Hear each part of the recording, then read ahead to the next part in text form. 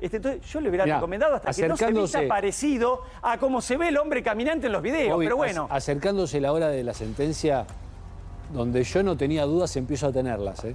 Porque digo, alguno de los 12 no va a decir, che, pero escúchame, todo muy bien y todo parece como dicen. Pero la Fiscalía no lo tiene comprobado dentro del auto. Pero el arma, estas dudas que nosotros estamos planteando, uno de los 12, dos de los 12, y finalmente eso puede jugar a favor. Vamos, a ver, contame, Bobby, ¿qué fue lo que declaró Martín del Río, que ayer habló durante más de 1 hora y media en la audiencia, para después meternos directamente en su mente, porque están las pericias psicológicas? Bueno, obviamente, lo que dicen todos los imputados en estos casos, abrió su declaración diciendo, soy completamente inocente de lo que se me acusa. Ahora, ¿en qué lo empezó a sustentar? Y vamos a otras de las placas de los textuales que dejó allí en su declaración, que fue extensa, que habló 1 hora y media. Dice, yo, antes de tocar a mis padres, yo me hubiera matado. Yo jamás hubiera hecho nada en contra de ellos.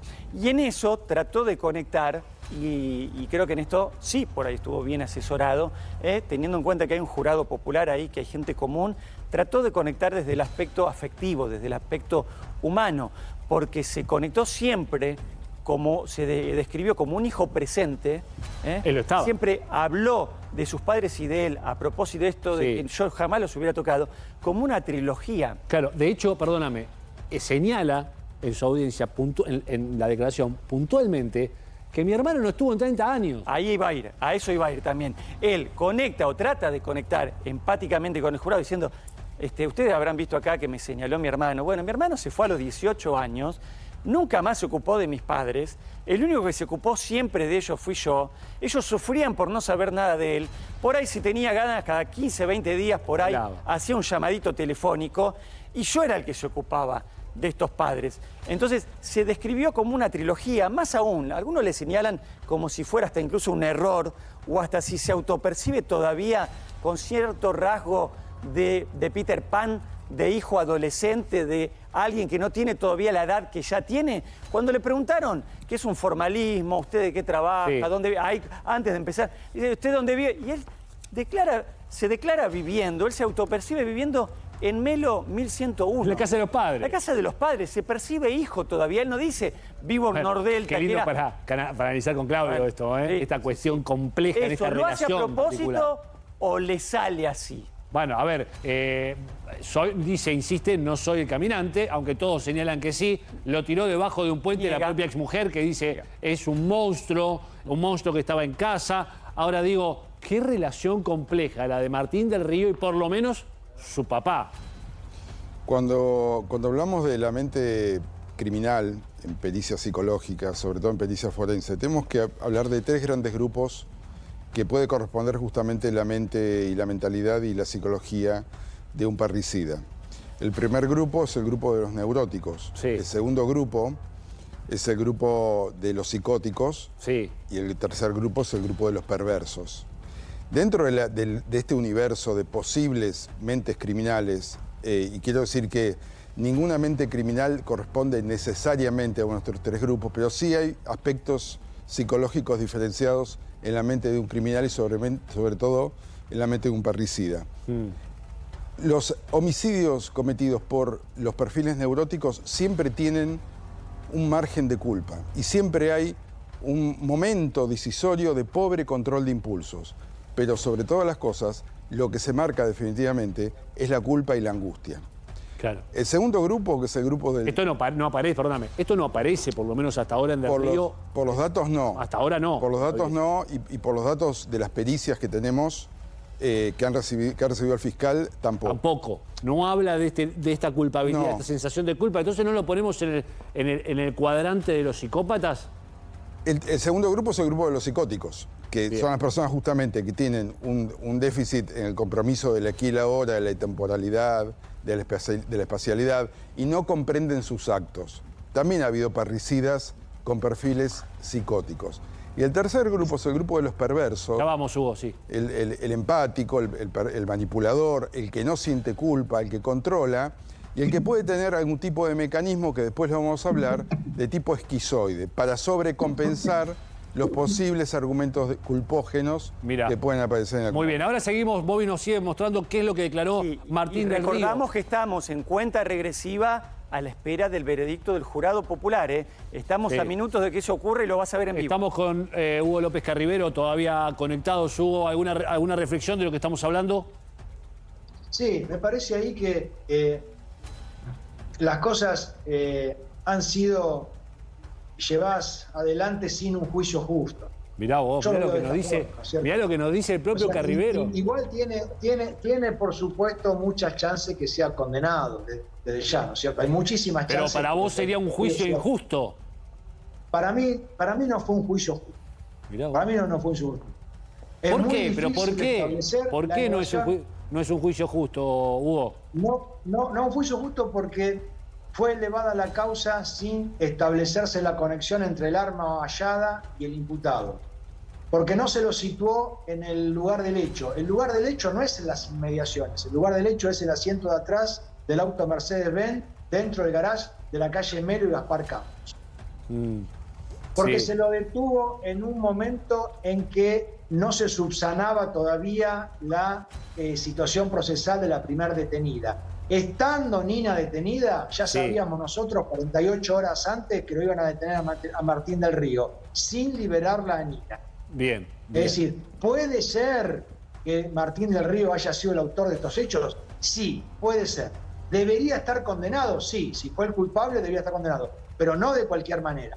Debió haber sido un juicio justo, y acá no lo hubo. Bien, interesante lo que nos propone Hugo López Carribero. Quiero seguir con la declaración y en un ratito escuchar un audio más. Pero le voy a pedir algo a la producción. Volvamos sobre la placa anterior, antes de meternos con esta teoría que es la teoría de Martín del Río. Acá, Vamos con la anterior.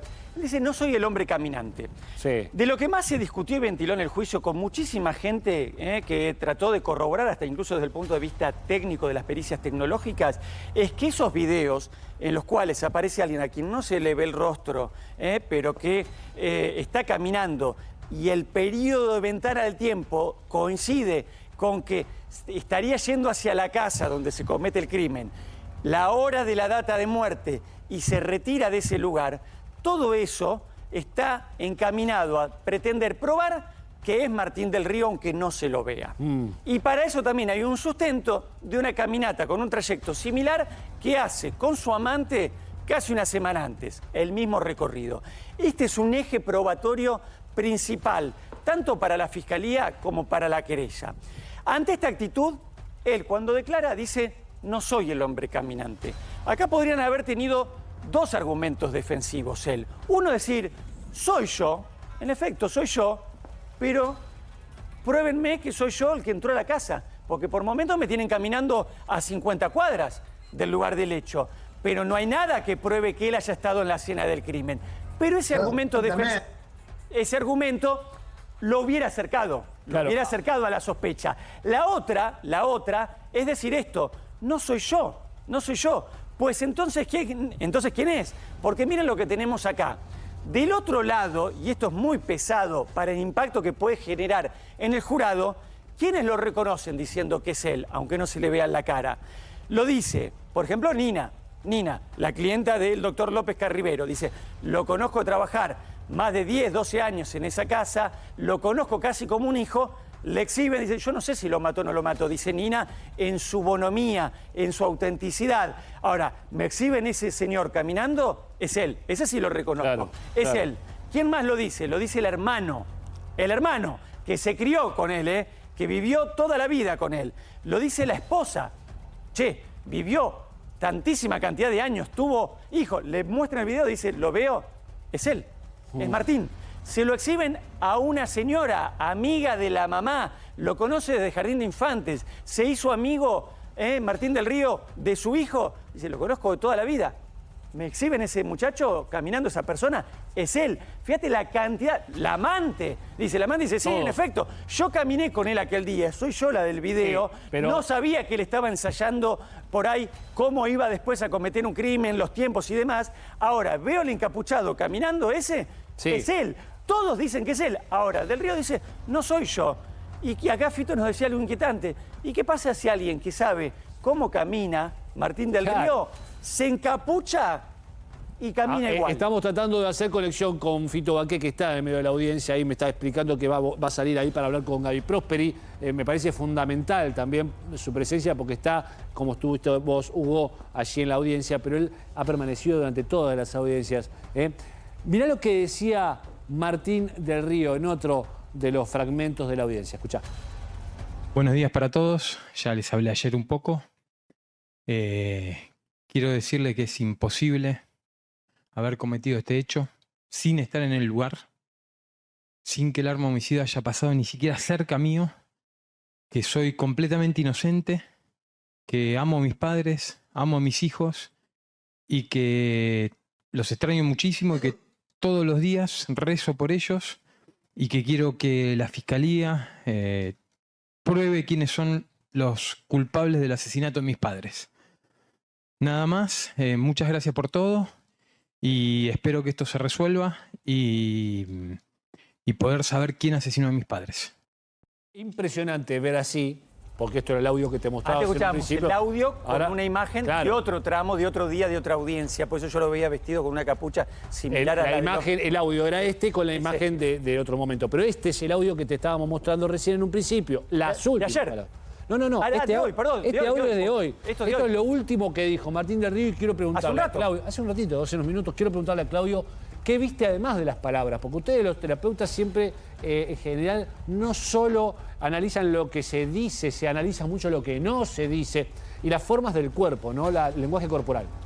A mí me llamó profundamente la atención la postura del cuerpo.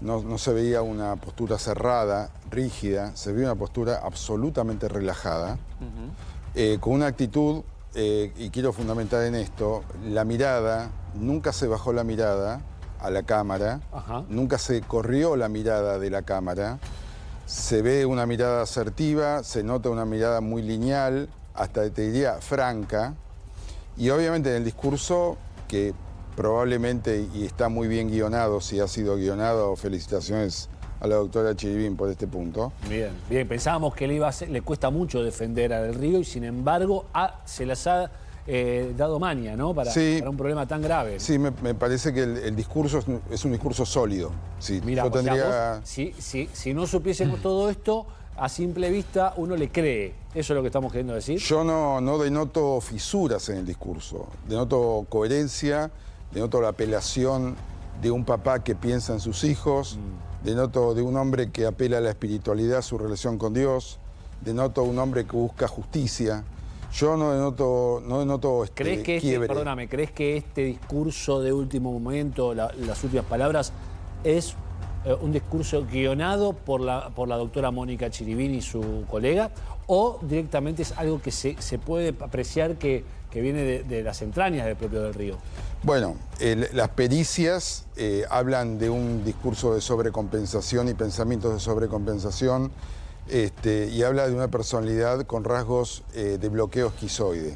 Para traducirle a la gente qué significa esto, significa que hay personas que pueden sobreponerse a situaciones muy adversas con la formulación de, podríamos decir, de un personaje como un rol social. Prácticamente como creerse la mentira. Podríamos decir, ¿No? Están creyendo la mentira, puede ser. Podríamos decir que tienen un discurso muy ajustado a lo que el otro quiere escuchar. No puedo dar fe de esto, no soy perito de esta situación, pero sí he visto personas con una capacidad de prevalencia, de sobreponerse a situaciones absolutamente traumáticas, porque tienen esta personalidad esquizoide. ¿Qué significa que una personalidad sea esquizoide? Es diferente a alguien que es esquizofrénico. Cuando alguien es esquizoide es porque parte de su yo puede romperse, puede quebrarse para sobrecompensar y para formular un nuevo personaje. Bien.